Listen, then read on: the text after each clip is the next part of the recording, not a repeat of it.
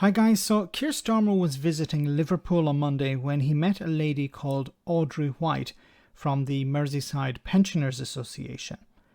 Now, she confronted the Labour leader in a cafe or restaurant where she called him a liar and said he was no better than a Tory. She attacked him for doing an interview for the Sun newspaper and for breaking leadership election pledges. Keir Starmer was pretty taken aback by the whole episode. Have a listen to what she had to say. Can I just say that I don't know how you've got the guts to come to this city after you have been being interviewed and doing columns for the Sun newspaper, after the way we as a city were abused, and after the way we as a city, the Hillsborough victims, were abused by that paper, and you've come here. Secondly, you lied to us about uniting the party. I'm still a Labour Party member, and you've expelled and witch hunted in the most vicious way I've ever seen in my lifetime. And I've been a member of the Labour Party for a long, long time. You have absolutely said you had 10 pledges, you were going to carry on the Corbyn legacy.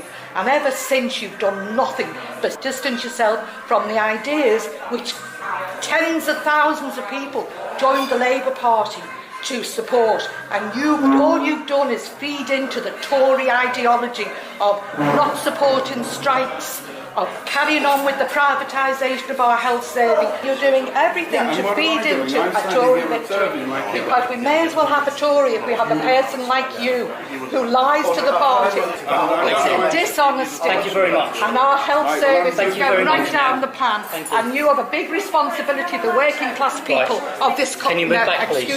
Excuse me. You're just, don't be getting physical with I'm me. not touching you.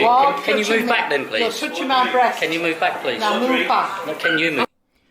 Okay, a few things to say about this. Now, this lady is correct in what she has said. She has said that he gave interviews to the Sun newspaper, which is deeply offensive to the people of Liverpool. She said that he broke leadership election pledges.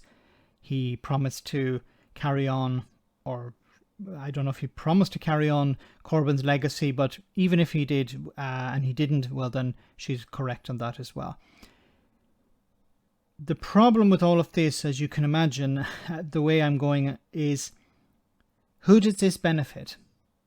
Does this benefit this? Look, she has every right to air her grievances. She has every right to criticize Keir Starmer, and she's right on many of these things. She's completely correct. But why are you doing it in public? Why are you confronting him in this restaurant or cafe or wherever it is? How does this benefit Keir Starmer? How does this benefit the people of Liverpool? How does it benefit working class people or members of the Labour Party? Because the only people I believe will benefit from this exchange or this monologue is the Conservatives. Boris Johnson, if he's staying in power, or whoever's going to replace him, Rishi Sunak or Liz Truss. They're the ones who will benefit from this. Not the Labour Party, not working class people. Now, as I said, she has every right to criticise Starmer here. He has broken pledges. He has done things that are deeply worrying. And I have my criticisms for him as well. But Starmer's response to this will be, of course, I need to win power. Look at what happened in 2017. Look at what happened in 2019. We lost. Yes, we gained some votes, we gained some seats, but ultimately we're not in power. And that's what is important. It's not about coming second or coming up, the prize. There's no prize for coming second. You need to win. We need to get the Tories out. Now, some of his approaches I don't agree with, but I believe his goal is to get the Tories out and become Prime Minister, to have a Labour-led government. So you have your criticisms for him, and I completely agree with many of them. But doing it in public is not the place. You should meet with him in his office. If you represent some sort of organisation, I'm pretty sure you have enough leverage, enough pull to be able to have a meeting with him. Do it behind closed doors. Not because I'm against transparency, but if you are concerned about the direction the party is going, you can have a meeting with him, I'm sure, and explain, look, maybe you should do this, maybe you should do that. We're concerned about this, we're concerned about that. And if he believes it can help him win power, then he'll take those criticisms on board. But if it's about going backwards, then I think he's going to reject them. Jeremy Corbyn is no longer the leader. People need to move on from that. I understand many people are upset about how he has been treated. They're upset about how the left has been treated within the Labour Party. I understand that, but when you're going out to vote, who are you going to vote for? Because if you don't vote for the Labour Party, or you vote against the Labour Party, you're in many cases voting for the Tories. By not voting, in a sense, in some cases, you're voting for the Conservatives. You're giving your vote to Rishi Sunak or Liz Truss or whoever is going to be the next Prime Minister, leading into a general election. Once again, I support this lady in her criticism of Starmer. I understand her anger. I support her anger, but this is not the place for it, because it doesn't help. It only hinders his chances of becoming Prime Minister.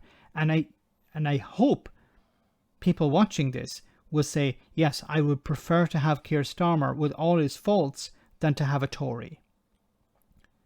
Because if you're inside, if you're in government, you can start to do something for people. You can't do anything on the outside. We've seen this. What power does Keir Starmer have in opposition? Zero. During Prime Minister's questions, his questions were never answered. His party insulted by the Tories. We won't even get to the SNP here. So the opposition have no power. They have no influence over the government. So it's better to be in government than outside it. And it's better to have a deeply flawed Labour Party than any Conservative party in power. You have to agree with that. And I hope that Audrey would agree with me if she's hearing this response, that it's better to have a Labour Party in government than the Conservatives. Because look at what has happened over the last 12 years. Austerity, Brexit, this rise in racism, this acceptance of corruption and the consequences of that. The Labour Party under Keir Starmer, I do not believe, would be supportive of such corruption and such racism and such dereliction of duty. Let me know in the comment section, guys, what you think about all of this. As always, your comments are greatly appreciated. Thanks a lot.